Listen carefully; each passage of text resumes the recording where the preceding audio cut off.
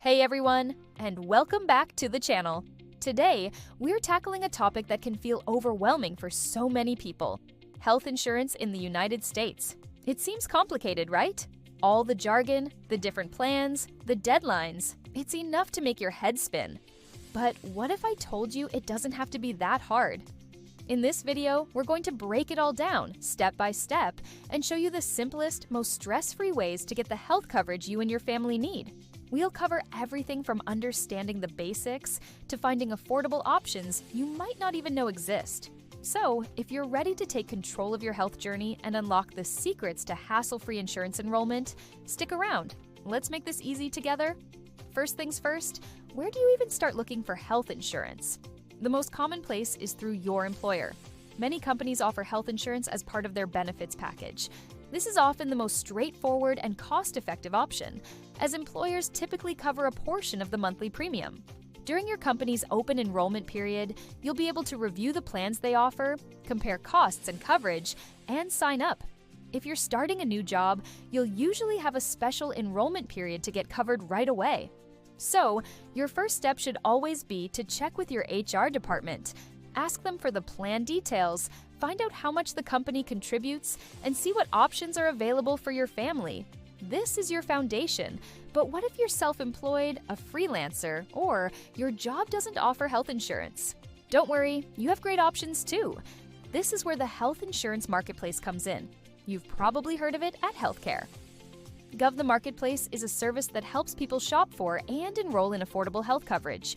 When you apply, you'll provide information about your income and household size.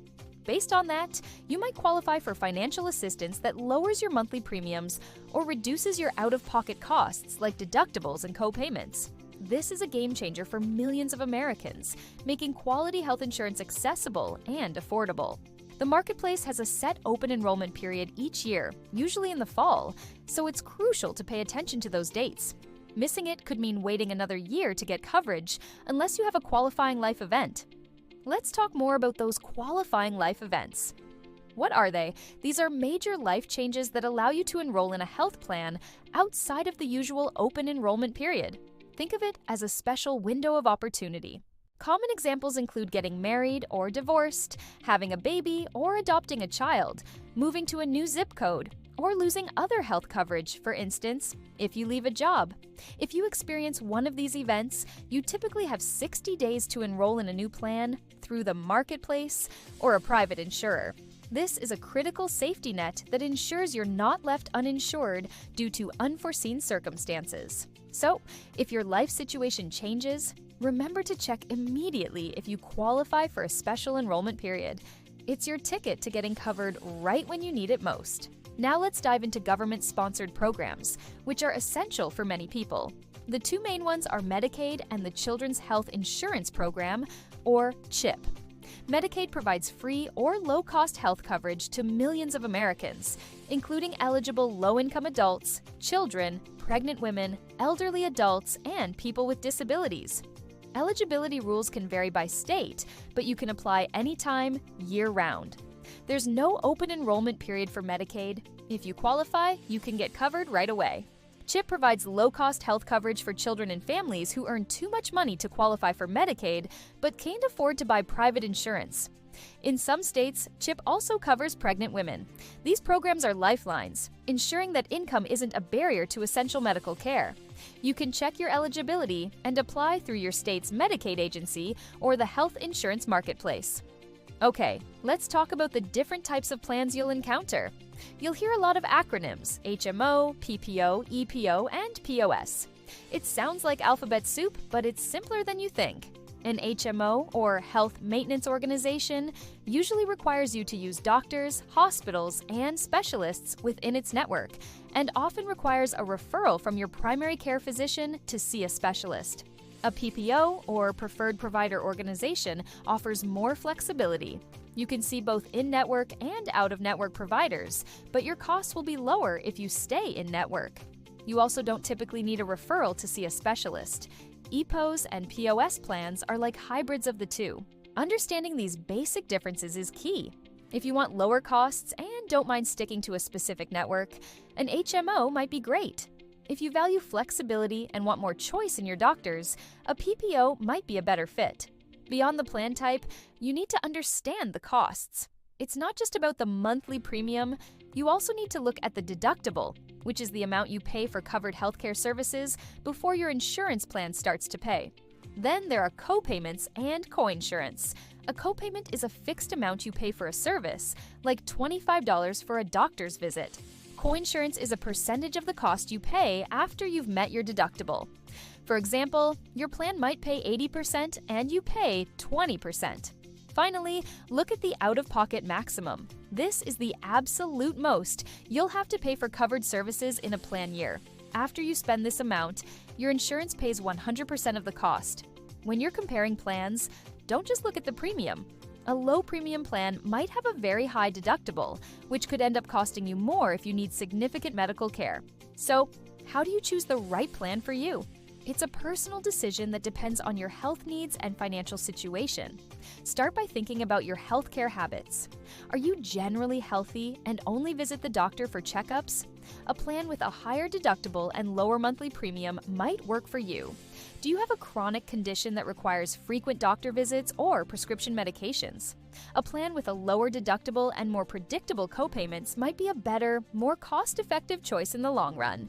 Also, make sure your preferred doctors, hospitals, and specialists are in the plan's network. You can usually check this on the insurance company's website. And don't forget to check the plan's prescription drug formulary to ensure any medications you take are covered. Taking the time to assess your needs will help you find a plan that truly works for you. I know this is a lot of information, but you don't have to figure it all out alone. There are free resources available to help you. The Health Insurance Marketplace website itself has a ton of tools and information, but you can also get personalized help from people called navigators or certified application counselors. These are trained individuals who can help you understand your options and walk you through the application process, and their services are completely free and unbiased. You can find a local helper right on the HealthCare.gov website. Another great option is to work with an independent insurance broker. Brokers are licensed professionals who can show you plans from multiple insurance companies, both on and off the marketplace, and help you find the best fit. Their job is to help you, and they can provide expert guidance tailored to your specific situation. Let's recap the key steps to getting health insurance. 1. Check with your employer first. It's often the easiest and most affordable route. 2. If you don't have job-based insurance, explore the Health Insurance Marketplace at HealthCare.gov. See if you qualify for financial assistance to lower your costs. 3. Pay close attention to open enrollment dates and know what life events qualify you for a special enrollment period. 4. Investigate if you or your family members are eligible for Medicaid or CHIP. You can apply for these programs anytime. 5. Understand the basic differences between plan types like HMO and PPO, and look beyond the premium to consider deductibles and other out-of-pocket costs. And finally, number 6, don't be afraid to ask for help. Use free resources like navigators, or consider working with an insurance broker to guide you. Getting health insurance is one of the most important things you can do for your health and financial well-being. It provides peace of mind, knowing that you're protected from unexpected high medical costs. It's not just for emergencies, it's about staying healthy with preventive care, managing chronic conditions, and having access to the care you need when you need it. By breaking down the process into these manageable steps, you can navigate the system confidently and find a plan that fits your life and your budget. The power is in your hands. Thank you so much for watching today. I hope this guide has demystified the process of getting health insurance and made it feel much more approachable. If you found this video helpful, please give it a thumbs up and consider subscribing for more content that makes life a little easier. And if you have any questions, drop them in the comments below. I'll do my best to point you in the right direction. Stay healthy, stay covered, and I'll see you in the next video.